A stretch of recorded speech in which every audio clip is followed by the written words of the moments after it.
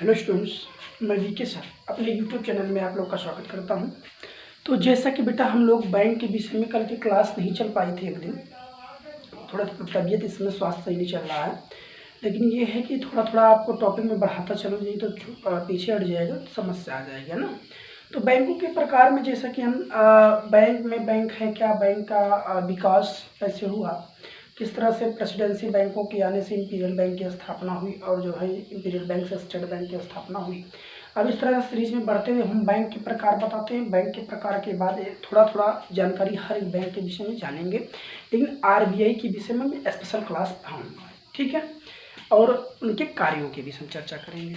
तो हेडिंग डाल लीजिएंगे आप लोग, बैंकों के प्रकार। बैंक जो है बेटा कई तरह से होते हैं, बैंक कई तरह से होते हैं, लेकिन अगर उनके कार्य व्यवहार के आधार पर देखा जाए, जैसा कि आप जानते हैं व्यापारिक बैंक अलग होती है और औद्योगिक बैंक अलग होती है, कृषि बैंक अलग होती है ना। अलग अलग क्षेत्रों में कार्य करने से आधार पर बैंकों के अलग अलग प्रकार बताए गए, लेकिन मैं इस तरह से ना करके मैं आज एक बैंकों के नाम बताते हुए समझाते चलेंगे, ठीक है। उसमें एग्जाम्पल बता देंगे किस तरह से इसमें बैंक आती हैं, ठीक। जिसमें सबसे पहले अगर आप जानेंगे तो सबसे पहला बैंक नोट करेंगे व्यापारिक बैंक। क्या है बेटा? व्यापारिक बैंक। व्यापारिक बैंक को कॉमर्शियल बैंक या ट्रेडिशनल बैंक के नाम से भी जाना जाता है। व्यापारिक बैंक क्या होती हैं तो पता होना चाहिए। व्यापारिक बैंक नाम से स्पष्ट हो रहा है ना। मतलब कुछ ऐसी बैंकें होती हैं जो अपने ग्राहकों को व्यापार करने के लिए कम से कम समय के लिए ऋण की सुविधा उपलब्ध कराती हैं। वो बैंक क्या कहलाती हैं? व्यापारिक बैंक। लिख लेंगे, वे बैंक, ये बैंक व्यापारियों को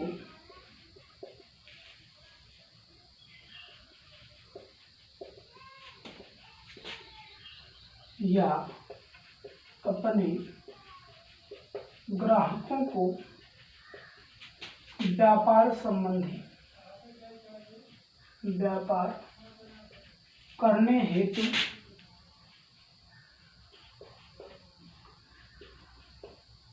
अल्पकालीन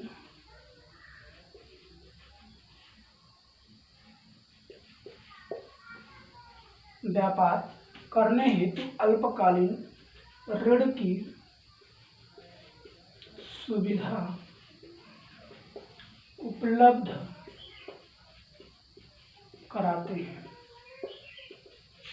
ठीक। और समय समय पर उनकी जमाओं को भी स्वीकार करते रहते हैं। वो बैंक क्या कहलाती हैं बेटा? व्यापारिक बैंक। जैसे एसबीआई हो गई, पीएनबी हो गई, इलाहाबाद बैंक हो गई, ईटीसी। इस तरह से जितनी बैंक, इस तरह से जो भी बैंक है, ये सब कौन सी बैंक मानी जाएंगी बेटा? व्यापारिक बैंक मानी जाएंगी, ठीक है। जो अपने ग्राहकों को या व्यापारियों को व्यापार करने के उद्देश्य से, मतलब अपनी ग्राहकों को या व्यापारियों की ऋण की सुविधा उपलब्ध कराने वाले जो बैंक होते हैं उन्हें क्या कहा जाता है बेटा? व्यापारिक बैंक कहा जाता है। ये अपने व्यापार को, उद्योगों को जो है ऋण की, अल्पकालीन ऋण की सुविधा उपलब्ध कराते हैं और उन उद्योगों के, उन व्यापारियों के जो है जितनी भी जमाएं होती हैं, उनका जो धन होता है उसको बचत के रूप में, सेविंग के रूप में अपने यहाँ से सुरक्षा के रूप में रखती हैं और एक निश्चित दर से ब्याज देती रहती है। तो ये बैंक क्या होती है बेटा? व्यापारिक बैंक होती हैं। जो आप लोग जैसे भी एसबीआई, पीएनबी और आप देख रहे होंगे बैंक ऑफ बड़ौदा, ये भी तरह से व्यापारिक बैंक के रूप में भी ग्रामीण क्षेत्र में कार्य कर रहा था, ठीक। दूसरा नोट करेंगे, दूसरी बैंक का नाम नोट करेंगे। दूसरा बैंक है केंद्रीय बैंक। केंद्रीय बैंक नोट करेंगे, केंद्रीय बैंक। केंद्रीय बैंक आप जानते हैं देश में एक होता है, हर एक देश में एक अपना केंद्रीय बैंक होता है, जो केंद्र के स्तर पर बैंकों के बैंक के रूप में कार्य करता है। नोट का निर्गमन, है ना, बैंकों का बैंक, सरकार का आर्थिक सलाहकार, धन का विनियोजन, मतलब इस तरह से बैंक दर, मुद्रास्फीति, साख नीति, साख पॉलिसी का नियंत्रण करना और देश की आर्थिक व्यवस्था को बनाए रखना किसका काम होता है?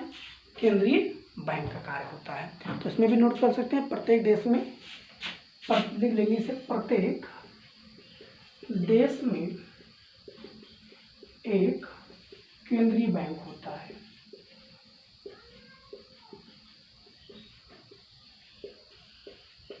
ना। इसे लिख सकते हैं प्रत्येक देश में एक केंद्रीय बैंक होता है जो अन्य सारे बैंकों पर अन्य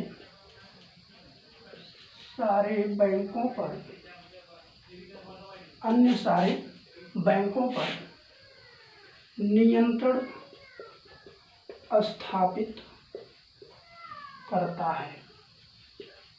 जैसे अपने देश का, जैसे भारत का केंद्रीय बैंक क्या है बेटा? आरबीआई। क्या है? आरबीआई। भारत का केंद्रीय बैंक क्या है? RBI, reserve bank of India. जो हमारे भारत का क्या है? केंद्रीय बैंक है। हमारे भारत में जितनी भी प्रकार की बैंकें कार्यरत हैं उन सभी प्रकार की बैंकों का नियंत्रण करना, समामेलन करना, उनको कार्य करने का अधिकार देना किसका कार्य होता है? आरबीआई का कार्य होता है। ठीक, जिसकी स्थापना हिल्टन यंग कमीशन सिफारिश के आधार पर जो है 1 अप्रैल 1935 को हुई थी। इसका एक अधिनियम पारित किया गया था, केंद्रीय बैंकिंग एक्ट 1934। इसके अकॉर्डिंग इसकी क्या की गई? स्थापना की गई। उसके बाद 1949 में इसका राष्ट्रीयकरण करके देश का एक केंद्रीय बैंक के रूप में जाना गया और हर एक देश की बैंक जो भी कार्य करेंगी स्वतंत्रता के बाद इससे सलाह लेकर ही कार्य करेंगी। अगर उन बैंकों पर कोई आर्थिक संकट आता है तो उनको देख रेख का कार्य कौन करता है? आरबीआई। जिसे कहते हैं कि बच्चों पर अगर कोई संकट आता है उनकी समस्या समाधान उनके माता पिता करते हैं, उसी तरह देश की अन्य बैंकों पर कोई संकट आता है तो आरबीआई के माता पिता के रूप में खड़े होकर फिर संकट का सामना करती है। ठीक है, तो आरबीआई से कह सकते हैं देश का एक केंद्रीय बैंक है। अभी मैं आरबीआई के विषय में पढ़ाऊंगा, आरबीआई की स्थापना कैसे कैसे हुई है, इसका राष्ट्रीयकरण कब हुआ, इसको आरबीआई के नाम से क्यों जाना जाता है और ये इसका क्या कार्य है, ये सारी विषय में मैं मुद्दों पर चर्चा करूँगा। ठीक है, अभी तो इतना जानिए कि केंद्रीय बैंक क्या होता है। देश का अपना एक केंद्रीय बैंक होता है जो अन्य बैंकों पर नियंत्रण का कार्य करता है। देश की अर्थव्यवस्था पे साख नियंत्रण, साख को संयोजित करना और बैंकों के बैंक के रूप में आर्थिक सलाहकार, नोट का निर्गमन, सिक्के का ढलाई आदि का कार्य किसके हाथ में होता है? आरबीआई के हाथ में। चलिए, तो ये पॉइंट क्लियर हो गया होगा। थर्ड पॉइंट नोट करेंगे। तीसरी बैंक है विनिमय बैंक।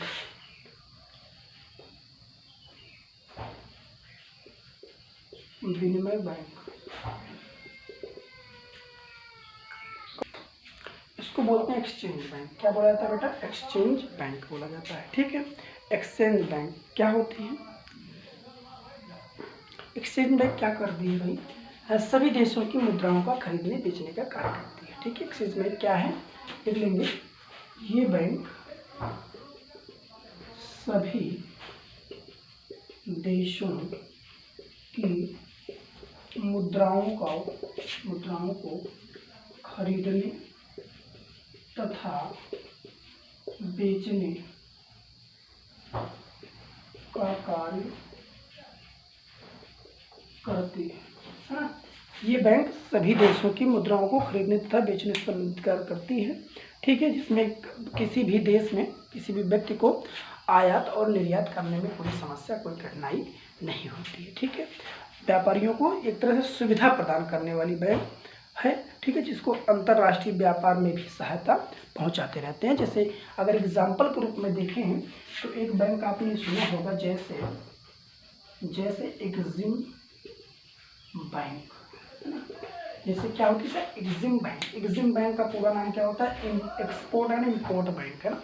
आयात निर्यात बैंक के रूप में जाना जाता है, जो हमारे देश में होने वाले अंतर्राष्ट्रीय व्यापार की गतिविधियों को सरल बनाने के लिए, सुगम बनाने के लिए मददगार होती है। ठीक है, उसका क्या नाम है? विनिमय बैंक। चौथा नोट करेंगे, चौथी बैंक का नाम नोट करेंगे भाई। चौथी बैंक कौन सी बैंक है? औद्योगिक बैंक। क्या है बेटा? औद्योगिक बैंक। औद्योगिक बैंक। औद्योगिक बैंक को हिंदी में इंडस्ट्रियल बैंक कहा जाता है। क्या कहा जाता है? अंग्रेजी में इंडस्ट्रियल बैंक कहते हैं। इंडस्ट्रियल बैंक है ना, एक तरह से यह बैंक बड़े बड़े उद्योगपतियों को उद्योग चलाने के लिए, लॉन्ग टर्म के लिए, मतलब दीर्घकाल के लिए धन की सुविधा उपलब्ध कराती है ना। लिख सकते हैं ये बैंक बड़े उद्योग पतियों को, बड़े उद्योगपतियों को, ये बैंक बड़े उद्योगपतियों को धन संबंधी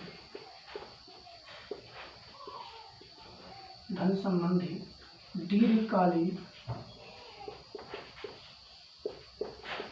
ऋण की सुविधा उपलब्ध कराते हैं, है ना। ये बैंक बड़े उद्योगपतियों को धन से संबंधित दीर्घकालीन ऋण की सुविधा उपलब्ध कराते हैं, ठीक है। तो इस तरह से औद्योगिक बैंक क्या होते हैं, इनका कार्य ही होता है कि व्यापारियों को दीर्घकालीन ऋण की सुविधा उपलब्ध कराना और उनको समय समय पर क्या करना, मदद करते रहना, जिससे कि हमारा उद्योग में विकास होता रहे। जैसे इस बैंक में, इसमें अगर आप कुछ बैंकों का नाम जानना चाहें, इस क्षेत्र में औद्योगिक बैंक के क्षेत्र में कौन कौन सी बैंक कार्यरत हैं, तो नाम जानना चाहें, जैसे लिख सकते हैं IDBI का मतलब क्या होता है, industrial development bank of India, ठीक है। IDBI आपसे पूछ लेगा इसकी स्थापना कब हुई थी, तो 1964 में। इसकी स्थापना में 7 साल लिखते जा रहा हूँ, 1964 में IDBI की स्थापना हुई, जो उद्योगपतियों को या औद्योगिक कार्यों को बढ़ावा देने के लिए, ऋण की सुविधा उपलब्ध कराने के लिए इसको स्थापित किया गया, जिसकी स्थापना कब हुई, 1964 में हुई। और भी लिख सकते हैं, जैसे कि क्या आप एग्जिम बैंक अगर जानना चाहें, तो एग्जिम बैंक की भी स्थापना जो है 1 जनवरी 1982 में हुई थी। यहाँ है 1 जनवरी 1982 में एग्जिम बैंक की स्थापना हुई थी। और इसके बाद जैसे FCI वगैरह हो गई, नोट कर लेंगे। SFC लिख सकते हैं पहले, SFC राज्य वित्तीय निगम, इसको बोलते हैं SFC राज्य वित्तीय निगम की स्थापना 1951 में हुई थी। कब हुई थी बेटा, 1951 ईस्वी में इसकी स्थापना हुई थी। ICICI बैंक की स्थापना, ये भी एक औद्योगिक बैंक है। इसकी स्थापना जो हुई थी 1955 में हुई थी। ICICI बैंक की अगर आपसे स्थापना पूछे तो 1955 ईस्वी बताएंगे। उसके बाद SIDBI SIDBI की स्थापना जो हुई थी 1990 में हुई थी। कब हुई थी, 1990 में। तो इस तरह से कुछ बैंकों के जो है नाम है, जो आपके औद्योगिक बैंक के रूप में कार्य कर रहे हैं। SIDBI की अगर फुल फॉर्म जानना चाहें, small industrial development bank of India, ठीक है। तो इनके नाम जानते रहिएगा आप लोग, क्योंकि ये कहीं ना कहीं जो है आपके लिए इम्पोर्टेंट बन जाएंगे, आपसे पूछा जा सकता है, ठीक है। तो ये औद्योगिक बैंक होंगे। पांचवा नोट कर लेंगे, कौन सी बैंक है, औद्योगिक बैंक के बाद जो है अगला 5वां बैंक है, नोट करेंगे, कृषि बैंक, एग्रीकल्चरल बैंक जिसको कहते हैं, कृषि बैंक, है ना। कृषि बैंक क्या होती है भाई, इन बैंकों का उद्देश्य किसानों को आर्थिक सहायता देकर, लिख लेंगे, इन बैंकों का उद्देश्य किसानों को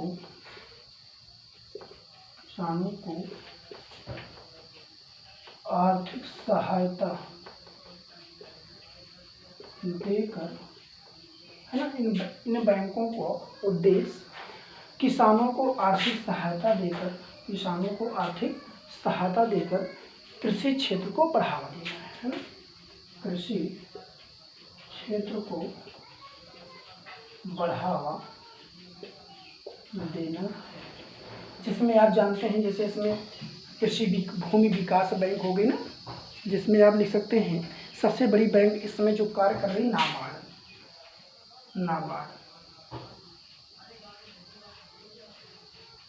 national agriculture for development bank of India, ठीक है।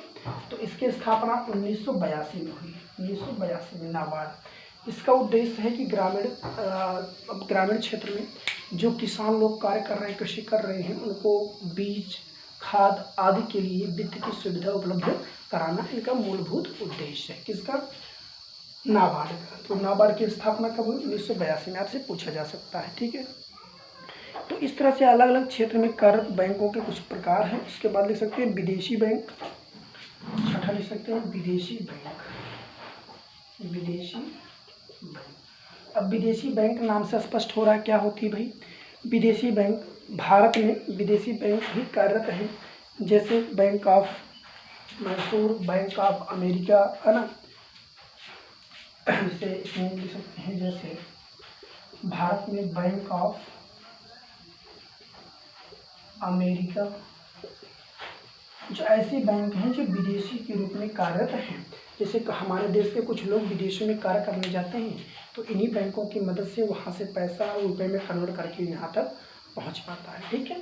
तो विदेश में कार्य करने वाली बैंक अपने यहाँ भी कार्य करता है, तो विदेशी बैंक मानी जाती है।